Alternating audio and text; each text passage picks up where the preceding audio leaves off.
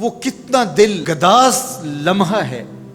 قرآن نے اس منظر کو بیان کیا کہ جب حضرت خلیل اللہ نے خواب دیکھا، اپنے بیٹے کو ساتھ لے کر کے وادی منع میں پہنچتی ہیں، اور جو ارادہ تھا، عزم مصمم تھا، اس کا اظہار اپنے بیٹے کے سامنے کیا تاکہ اس نیکی میں بطیب خاطر یہ بھی شامل ہو جائے۔ قرآن نے اس کو بیان کیا ہے۔ ایسی انوکھی کہانی آپ کو کہیں نہیں ملے گی، ایسی سچی کہانی اور عظیمت کی دل آویز داستان کہ باپ اور بیٹا دونوں بیٹھ کے گفتگو کر رہے ہیں۔ کیا گفتگو ہے؟ باپ کہہ رہا ہے کہ یا بنیا، اے میرے بیٹے۔ جو اہل زبان ہیں وہ اس کی نزاکت کو اور اس کی لطافت کو سمجھتے ہیں کہ یا بنی نہیں کہا گیا، میرے بیٹے نہیں، یا بنیا۔ جس طرح ماں لاڈ سے اپنی بیٹی کو بیٹی نہیں کہتی، میری بچڑی کہتی ہے، تو جب وہ بچڑی کہتی ہے تو اس کے اندر گوند گوند کے محبت رکھی ہوئی ہوتی ہے۔ تو یہاں ذرا لفظ دیکھیے، یا بنیا، اے میرے بیٹے۔ اللہ اکبر۔ اردو کے دامن میں کوئی اتنی وسعت نہیں ہے کہ ان لفظوں کی تعبیر ہو سکے جو شہد ان لفظوں سے ٹپک رہا ہے جو حضرت خلیل اللہ نے اپنے بیٹے کے لیے لفظ استعمال کیے۔ یا بنیا، اے میرے دل بند، اے میرے جگر کے ٹکڑے، اے میرے فرزند نونہال، میں نے خواب دیکھا ہے، اس خواب میں تجھے ذبح کر رہا ہوں۔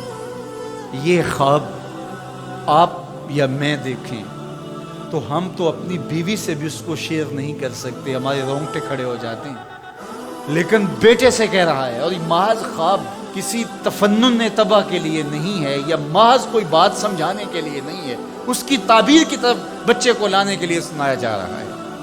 کہا بیٹا میں نے ایک خواب دیکھا ہے۔ خواب کیا ہے؟ کہ میں تجھے ذبح کر رہا ہوں، اب تو بتا تیری رائے کیا ہے؟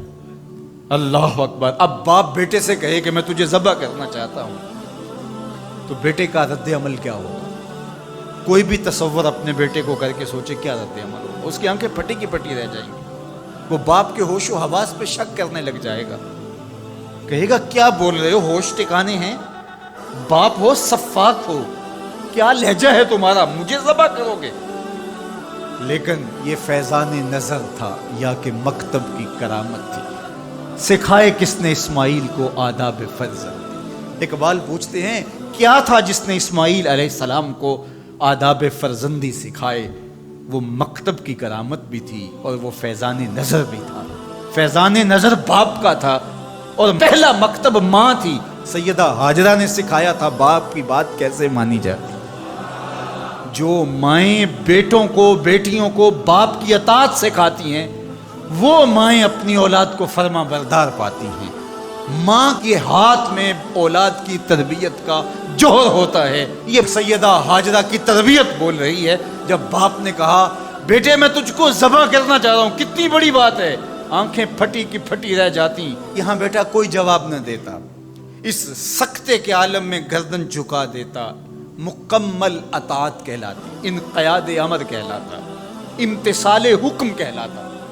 باپ کہتا میں تجھے ذبح کرنا چاہتا ہوں، بیٹا خاموش ہو جاتا۔ السکوت من الرضا، لمحے حساس ہوں تو خاموشی بھی رضا مان لی گئی تو بیٹا صرف خاموش ہو جاتا، سر جھکا لیتا، یہ کافی تھا۔ انقیاد امر تھا، حکم کی تعمیل تھی، امتثال امر تھا۔ لیکن بیٹا کیا کہتا ہے؟ یا ابت افعل ما تؤمر، ابا جی جو کرنا ہے کر گزریے۔ باپ نے جو پوچھا تھا وہ ذبح کے حوالے سے پوچھا تھا، تو ذبح کا جواب ذبح سے مکمل امتثال امر ہے۔ لیکن بیٹا دو قدم آگے بڑھ کے کہتا ہے یا ابت، اے میرے پیارے باپ۔ اب اس میں بھی بیٹے کا لہجہ تبدیل نہیں ہوتا۔ جب باپ ذبح کرنے کا کہہ رہا ہو اس وقت میرے ابو کہنا یہ امتثال امر کی انتہا ہے۔ اور آگے کیا کہا؟ افعل، کر گزریے۔ یہاں یہ نہیں کہا ذبح کیجیے، باپ نے کہا ذبح کرنا چاہتا ہوں، لیکن ذبح کے جواب میں ذبح نہیں آیا۔ ذرا دل تھام کے بیٹھیے، کتنا امتثال امر اور مکتب کی کرامت کا کیسے ظہور ہوتا ہے۔ یا ابت افعل ما تؤمر، اے ابو ذبح کیا، جو بھی کرنا ہے کر گزریے۔ ماں میں عموم ہے، عموم، ما تؤمر، جو بھی حکم ہے ذبح کیا ہے جو بھی کرنا ہے کر گزریے، رہی بات میری تو یہ کام چھوٹا تو نہیں، ستاجدونی انشاءاللہ من الصابرین، آپ دیکھیں گے میں صبر کر کے میں صبر کر کے دکھاؤں گا، تڑپوں گا بھی نہیں۔ اب یہ منظر قرآن نے بیان کیا، فلما اسلما، جب دونوں نے طے کر لیا۔ کیا طے ہوا؟ فلاں نمبر کی گاڑی خرید لے نہیں، فلاں پلاٹ خرید لے نہیں، فلاں پلازا لے لے نہیں۔ باپ اور بیٹے کی وادی منع میں بات کیا ہوتی ہے؟ باپ کہتا ہے میں تجھے ذبح کرنا چاہ رہا ہوں، بیٹا کہتا ہے میں ہونے کے لیے تیار ہوں۔ آپ دیکھیں گے کہ میں جنبش نہیں کروں گا۔ اب قرآن نے یہاں جو لفظ استعمال کیے لفظوں پہ، فلما اسلما، یہیں سے اسلام ہے۔ اسلام یہ ہے یار کے آگے سر تسلیم خم کر دینا۔ من مانی کا نام اسلام نہیں ہے، اللہ رسول کی اطاعت کا نام ہے۔ فلما اسلما، جب دونوں نے اس بات کو طے کر لیا، دونوں راضی ہو گئے، باپ ذبح کرنے پہ راضی ہے، بیٹا ذبح ہونے پہ راضی ہے۔ وَتَلَّهُ لِلْجَبِينِ، اور باپ نے بیٹے کو پیشانی کے بل لٹا لیا، ہاتھ میں چھری پکڑی ہے۔ بوڑھا باپ اپنے نونہال بیٹے کو ذبح کرنے پہ آمادہ ہے، جس کا کوئی قصور نہیں ہے، جس کو اللہ سے دعائیں مانگ مانگ کے لیا تھا۔ اللہ اکبر، کارکنان قضاء و قدر دم بخود ہیں، آسمان بھی سوگ کی چادر اوڑے ہوئے، وادی منع تھر تھر کانپ رہی ہے، رضوان جنت اور حوریں سسک رہے ہیں، مالک قیامت آنے والی۔ کہا تم بھی کہتے تھے خلیفہ ہمیں بناؤ، ذرا میرے بندے کا انداز عبادت بھی دیکھو، میرے بندے کی بانکی ادا بھی دیکھو، میرے حکم پر اس کی تعمیل دیکھو۔ اللہ اکبر، حضرت خلیل اپنے بیٹے کو لٹا کے ہاتھ میں چھری پکڑے، بیٹے کو ذبح کرنے کے لیے آگے بڑھتے ہیں، ہاتھ میں چھری لیے ہے اور گردن پہ رکھتے ہیں، اور پوری قوت کے ساتھ چھری کو گردن پہ پھیر دیتے، لیکن ایک بال بھی نہیں کٹتا۔ اس کا یہ مطلب ہی کہ چھری نے اب کام نہیں کیا، میں کیا کروں؟ کہا شاید میرے دل میں کوئی ایسی بات آ گئی جس سے چھری کو روک دیا گیا، جلدی سے چھری کو پاس پڑی لکڑی یا پتھر پہ مارا۔ لما تقطعی یا سکین، اے چھری کاٹتی نہیں ہے۔ آواز آئی الخلیل یامرنی والجلیل ینہانی، خلیل کاٹنے کا کہتا ہے، جلیل کہتا ہے خبردار ایک بال بھی کاٹا۔ پھر تیز کرتے ہیں اور دوبارہ چھری گردن پہ رکھتے ہیں۔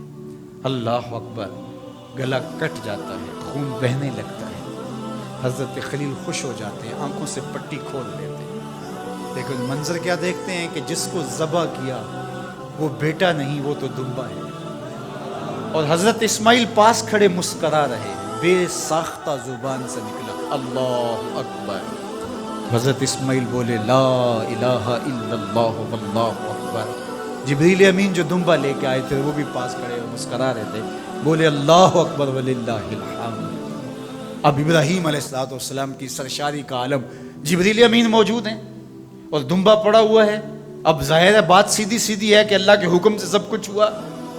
حضرت ابراہیم علیہ السلام کے قلب اطہر کو تسلی ہو گئی، لیکن عین اس موقع پر وحی کی چمک سے منع کی وادی روشن ہو گئی، اور وحی نازل ہوتی ہے اور آواز آتی ہے وَنَادَيْنَاهُ أَن يَا إِبْرَاهِيمُ قَدْ صَدَّقْتَ الرُّؤْيَا إِنَّا كَذَلِكَ نَجْزِي الْمُحْسِنِينَ۔ عین اس موقع پہ ہم نے بھی آواز دی، ابراہیم بس بس، تو نے واقعی خواب پورا کر دکھایا، ہم نے تیری سنت کو قیامت تک باقی رکھا اور اس تیری نشانی مٹنے نہیں پائے گی۔ صدیاں بیتنے کے بعد آج بھی منع کی قربان گاہ سے لے کر دنیا کے آخری کونے تک سنت ابراہیمی کو زندہ کیا جاتا ہے۔ اللہ اکبر، کتنا جگرا تھا اس باپ کا اللہ کی رضا کے لیے۔ خلت کے تاج یوں نہیں ملتے، عظمتوں کی معراج یوں نصیب نہیں ہوتی۔ باپ بیٹے کو ذبح کرنے کے لیے آمادہ ہو جاتا ہے۔ ہمارے ایک بزرگ کہا کرتے تھے بیٹے، ہر بندے کا کوئی نہ کوئی اسماعیل ہوتا ہے، جب تک وہ اپنے اسماعیل کی گردن پہ چھری نہیں رکھتا اللہ کی دوستی نصیب نہیں ہوتی۔